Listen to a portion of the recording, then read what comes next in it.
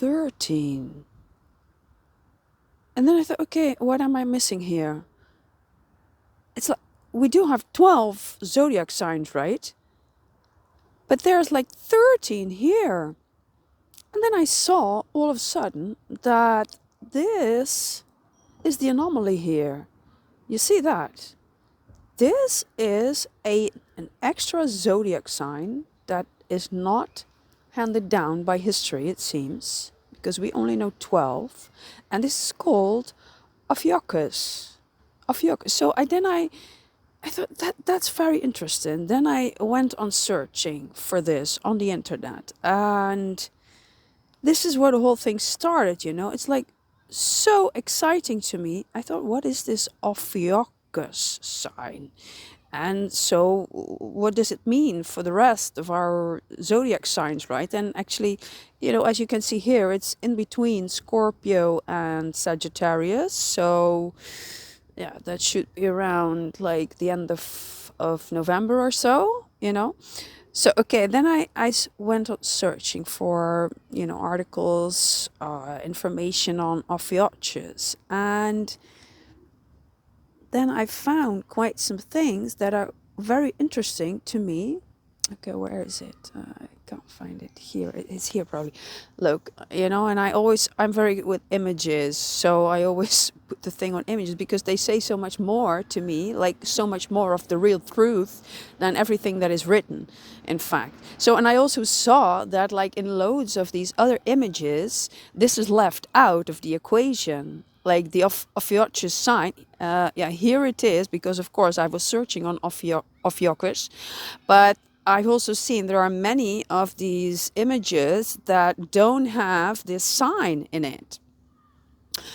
Okay, so like Ophiuchus is actually the zodiac sign of the Serpent Bearer. The Serpent Bearer. And this is actually a constellation that is very close to Sagittarius. And here you can see it, like it's the Serpent Bearer, you know. And I thought, okay, that's so interesting because like all the time now, serpents, snakes are popping up, right? And it's so strange that this is not in our current zodiac system. Okay, so then all of a sudden, you know, some of you might also have seen in my stories and on other things I post that I have been busy with these ancient civilizations and in correlation with all these megalithic sites that are being excavated now, like in southeastern Turkey, right? So, and there, what they find there is also like loads of snakes all around. Here is again the Ophiuchus constellation. Okay, and what you can see here as well is that it is actually, the serpent is divided in two. It's like you have on one side serpent's gouda here, and on the other side you have serpent's caput. Okay, now when I did some more research, I ran into this, or no, not this one also not, which I found very interesting as well. No, not this one. Where is it? Oh, I have so many things open here. No.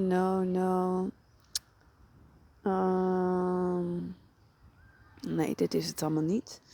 Dit ook niet, dit ook niet. Is het deze? Nee. Here, this one.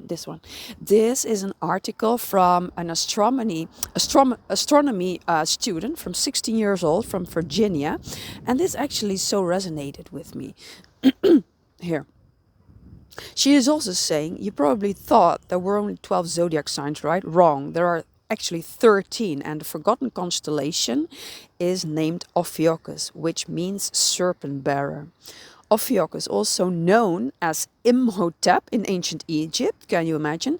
And Asclepius in Greece, you know.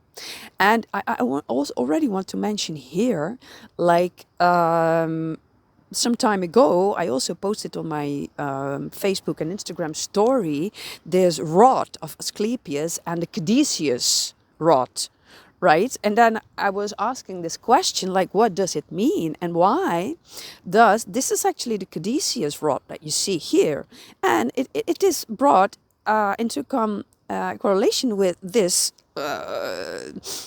lost zodiac sign. Can you imagine, like, how many synchronicities I'm having these days?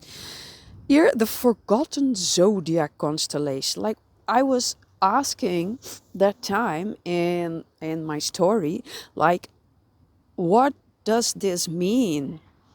These snakes, does it have to do something with the Kundalini energy? And it does, actually.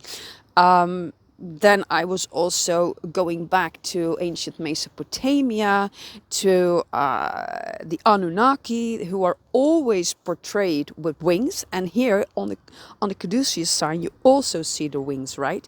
But like all these old figures from the Anunnaki, you see, like they are always depicted with wings on them. Okay, and then I was also asking in this myself, and also you, in this story, like, why are they always depicted with wings? What does it mean?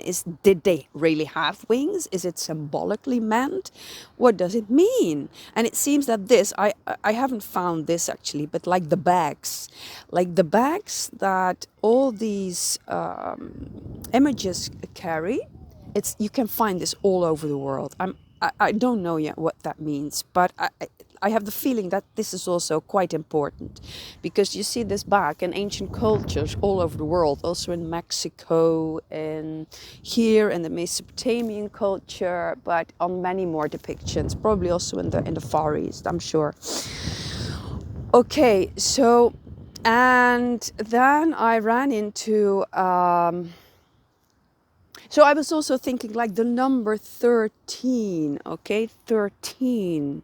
And like you only have to look at the signs, what is already around you, but also like going back in history, like all the images, all the temples, they're all signs and symbols on them, you know. So this will, if you follow this line, this will give you like an enormous knowledge about things. This is my opinion. So I started to ponder, okay, the number 13, it's left out of the occasion. The 13th zodiac sign, it's left out of the occasion. Why? And you know what they always say, like Friday the 13th, it's, you know, it's considered a bad number. But why? And I think this is not true, actually.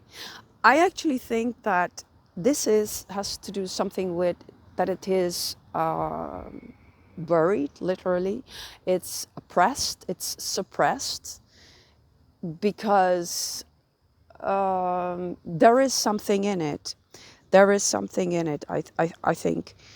And I even read an article. I don't have it here now, and I also don't have internet here because I'm outside. Have a look. Because, you know, there's nowhere place to be found where I can sit alone. And all of a sudden I saw this here, that it's like somewhat quiet here. So I decided to sit here and continue with a video. Okay, I've came across an article as well from a high priestess. I think she was called, I can't remember her name actually, but you know, it so resonated with me because she was also mentioning the number 13 in correlation with all the temples in Egypt along the Nile. And what she actually said is that, this is the temple from Egypt, this is the Kom Ombo temple. She is actually claiming that, like the ancient Egyptians, they built these temples only for spiritual purposes only. And there are 12 temples along the Nile. This is one of them. This is the Kom Ombo temple, but I think this is the Medinet Habu temple, and I have never visited this one, but I feel so much resonance with this one. I don't know why, but it's like I've always had a lot of resonance and longing for areas that are like very dry, like this area, and with these desert colors, with desert colored buildings in combination with palm trees. I don't know why, but once I came across a photo on the internet that was always also something like this, and then it was, you know, also some sort of a strange statue of a lion or a tiger with wings, and then in combination with a palm tree. And then I thought, oh, okay, where is this? Where is this? Oh, I would love to go here. Where is it? So then I found out that that was actually in Iraq. Okay, in Iraq. But then now all what comes up about the Anunnaki and the cradle of civilization, this is also located in that area, right? In Iraq. So who knows, it's somewhere hidden in our genes as well, like the longing for our origins. Who knows? Okay, so where was I? This high priestess, yeah, she was actually claiming that there are in total 13 temples for spiritual purposes, but the 13th temple is the Great Pyramid of Egypt. So that was like astonishing to me. Again, you know, it's like, again, synchronicities, the forgotten, in my opinion, suppressed zodiac sign of Ophiuchus. Then, you know, the number 13 here with the 13 temples. And what she also mentioned in that article is like the number 13, 1 and 3 were the original numbers for actually the god.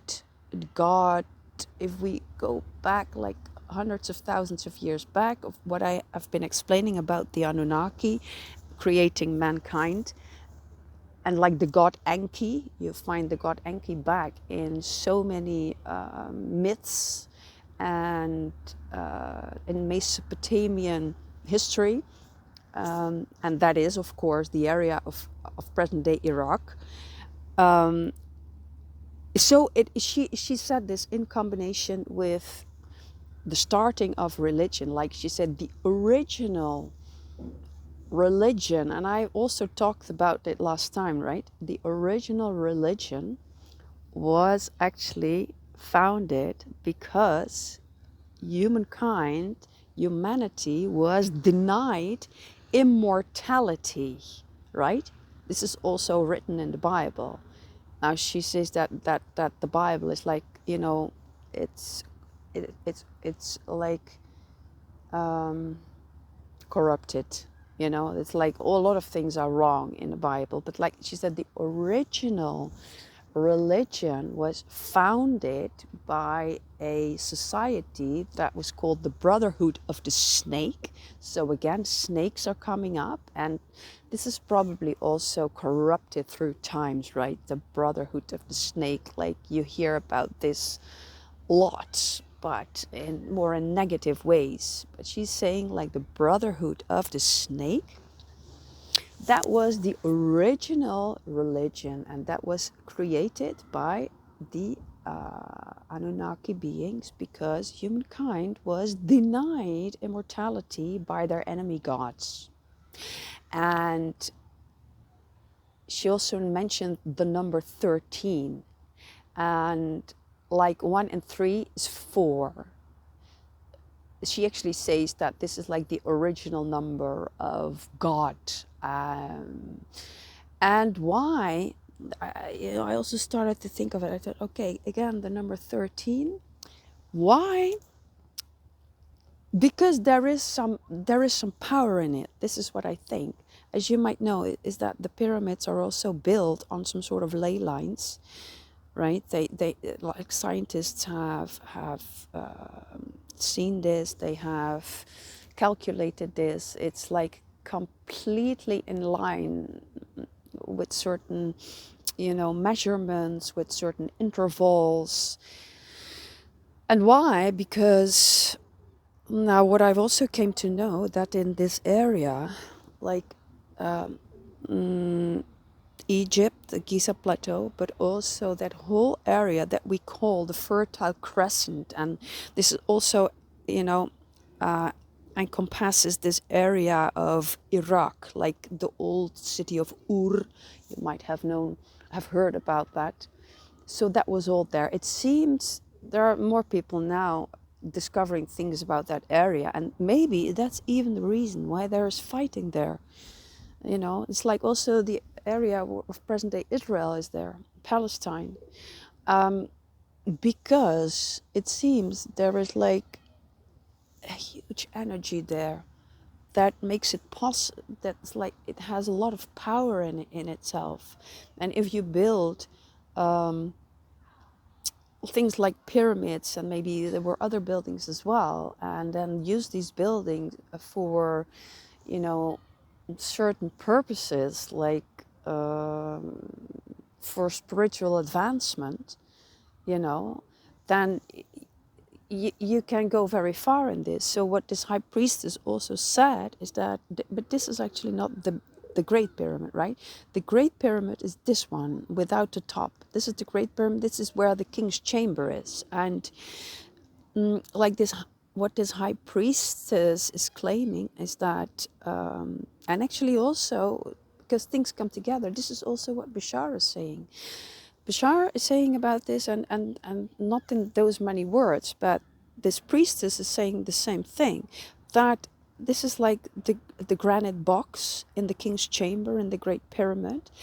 Is that this was used for the ultimate initiate. If you have had been to all those other temples along the Nile, and they used to create certain experiences in these temples to overcome fear, because fear is actually the thing that keeps you from the awakening process. Like, and fear is mostly also based in the lower chakras, right? If you have loads of fear, you cannot advance spiritually. So that's why in these temples along the Nile, they created all sort of experiences, it seems, the ancient Egyptians, to overcome your fear. For example, this one. This is the temple of Kom Ombo, right? And you might know that this temple is also dedicated to the Egyptian god Sombek, and Sombek is actually the crocodile god. He is also sometimes depicted with a crocodile hat. Now, what they also found here is that there is a crocodile pit, like a crocodile pool at that temple, okay? And in that crocodile pool, they also used to throw like living crocodiles, and then the initiate, the disciple, the spiritual initiate, had to go into that pit, into that pool, swim in from one side, dive in there from one side, swim in it, and come out the other side. Now, what the initiate didn't know is that these crocodiles were not hungry, they were completely fat before the ritual, okay? But can you imagine what fear comes up in your system when you have to do something like that? Okay. So it seems that all of these temples, they had some sort of rituals attached to them where they would go with initiates, and the great temple, the Great Pyramid of Giza, that was like the ultimate thing. Like people who were very advanced in their spiritual path, an initiate would be brought here into the king's chamber of the big pyramid, the Great Pyramid of Egypt. And now I'm going back to what we see there. I have not been there last year because I'm somewhat claustrophobic these days.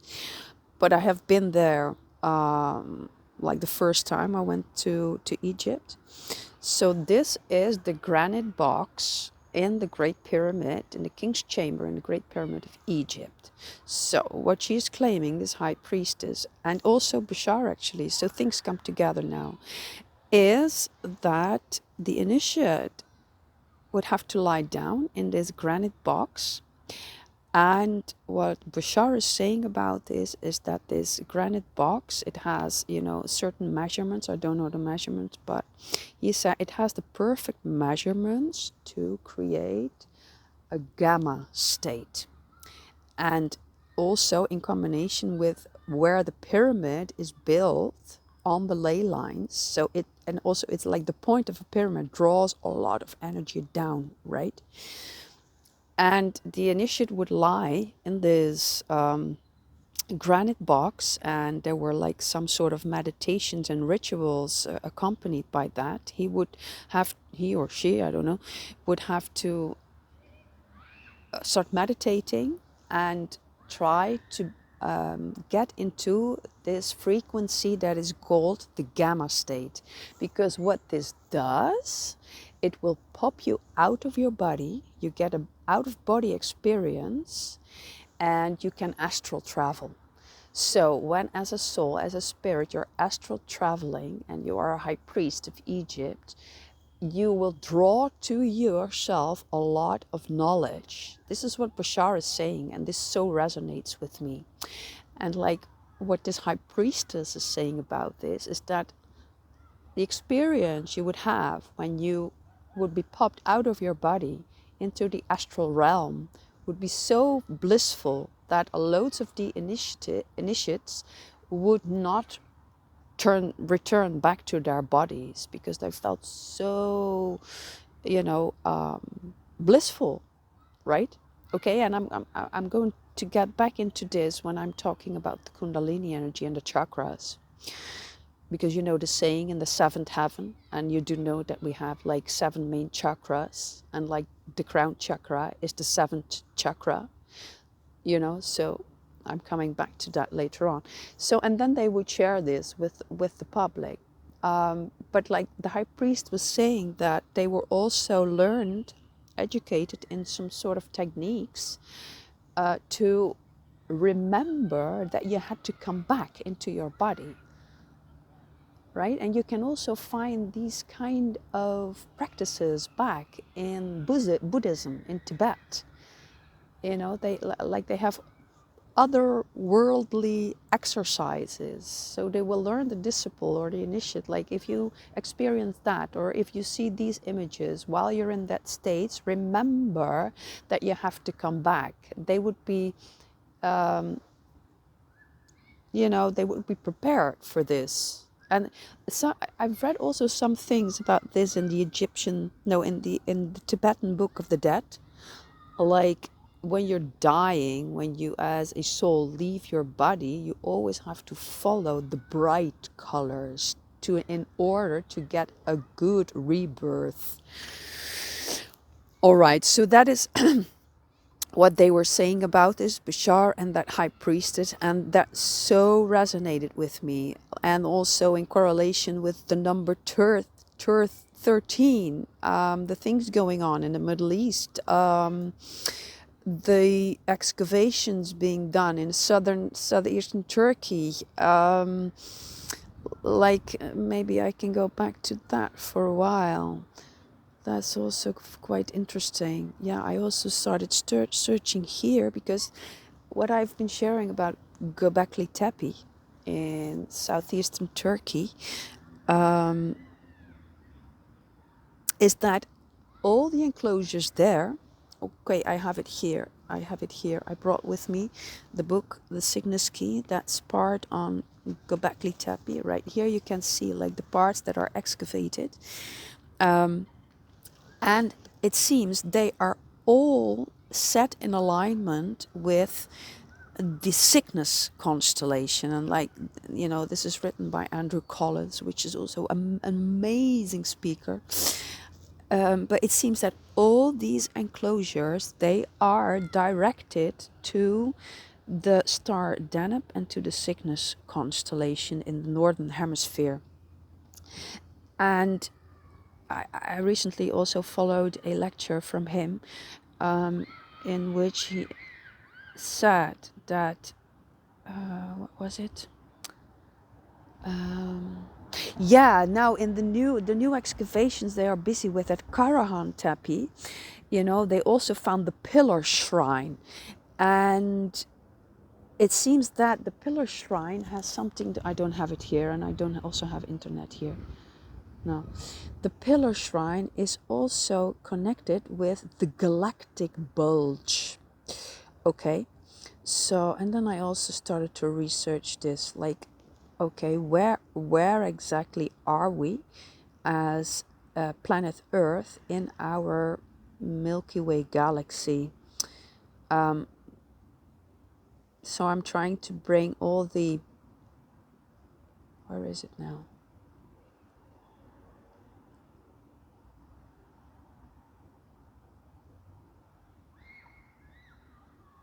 Where is it? Did I just delete it from the Milky Way galaxy?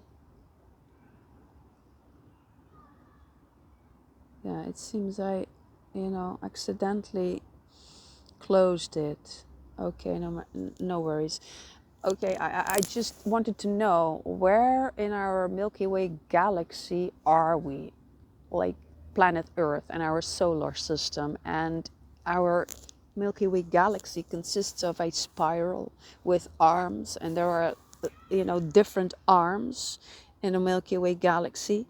And we are on the Orion arm, and close in there you will also find, it's also close to the Cygnus constellation, and it seems that these ancient cultures, including the ancient Egyptians, but also the Mesopotamian cultures, they were so busy with the afterlife. This is all over the place in ancient Egypt, right? Like when they knew how to read the hieroglyphs, it's all about the afterlife. And then you start thinking, why?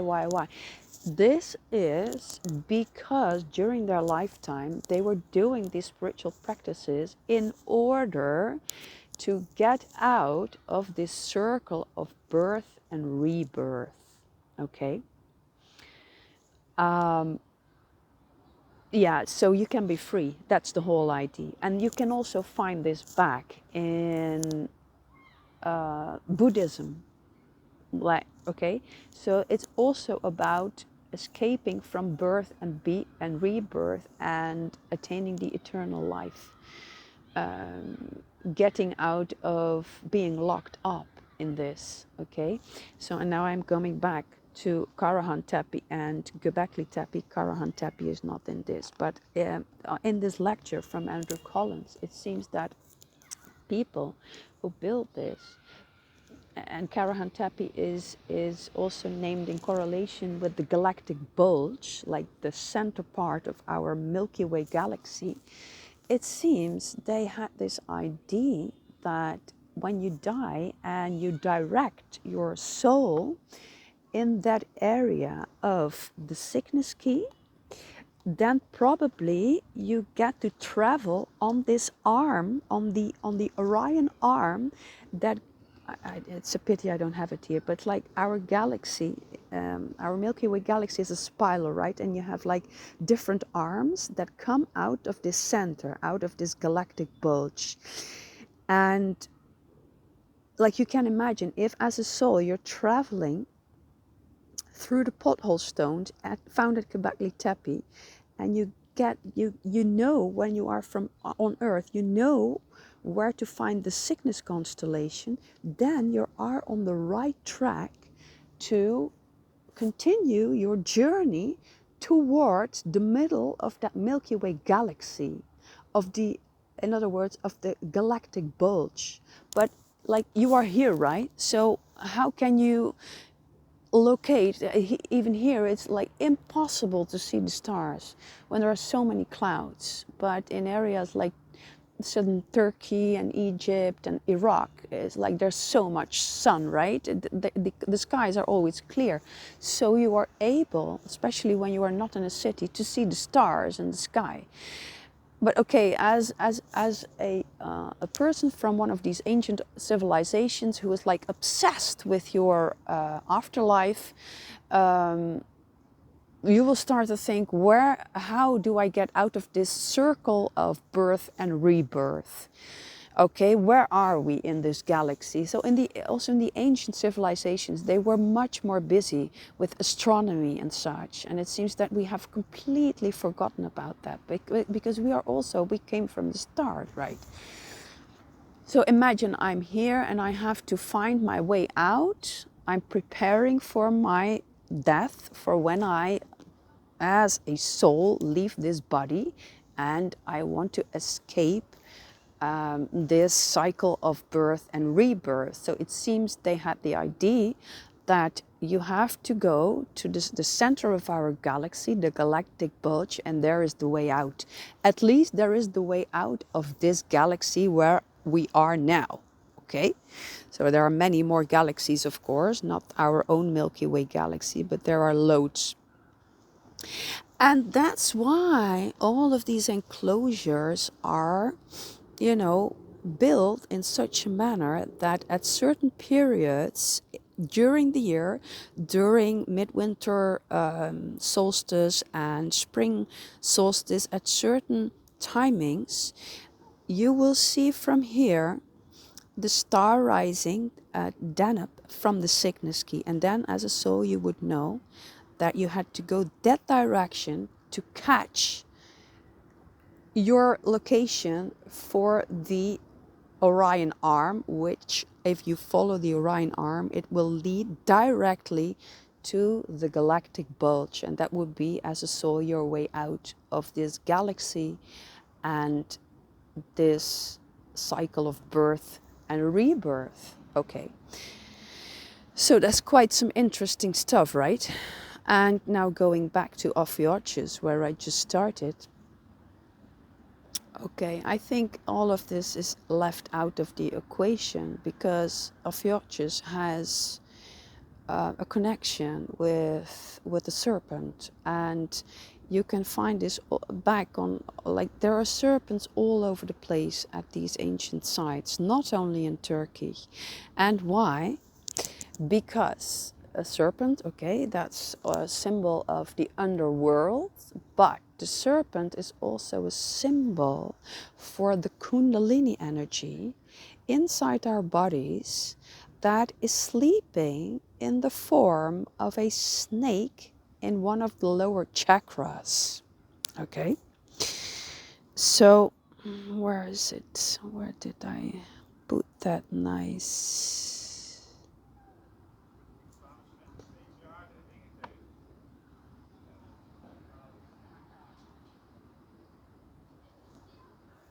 Okay, here it is. Here it is. Here it is. This I found such a wonderful depiction of the Kundalini energy. You can see it here. It's like the snake is resting in one of the lowest chakras.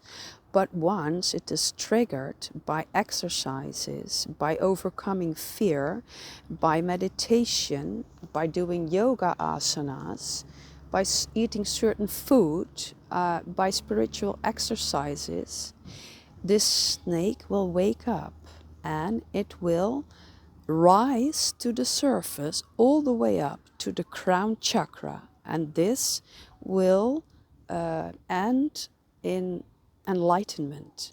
All right, okay, now you have, like we call, the feminine energy and the masculine energy.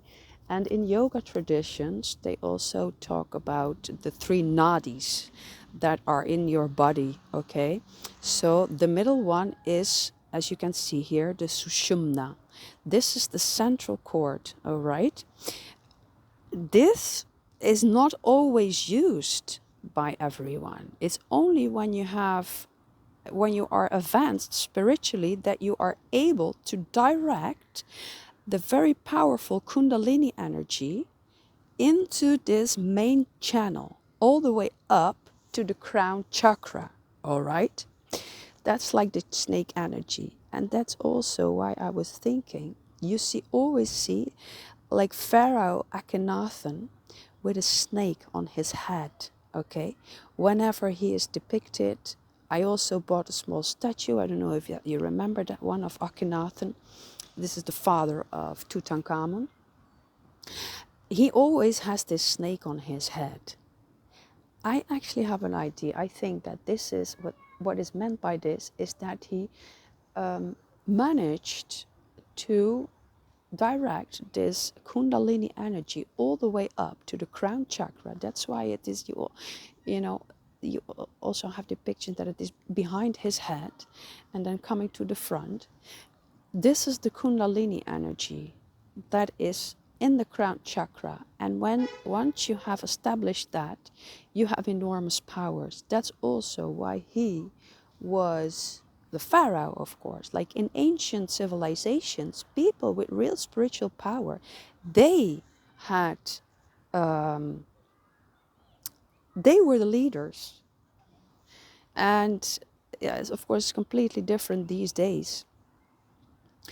And I do remember, I cannot find it here, but I also put that on one of my stories, that at Karahan Tepe, I think, there was also a statue found with, from a head, and on the back of the head was this sign of an up-spiraling snake. Believe me or not, I'm almost sure that this all has to do with special powers, with the rising of Kundalini energy, and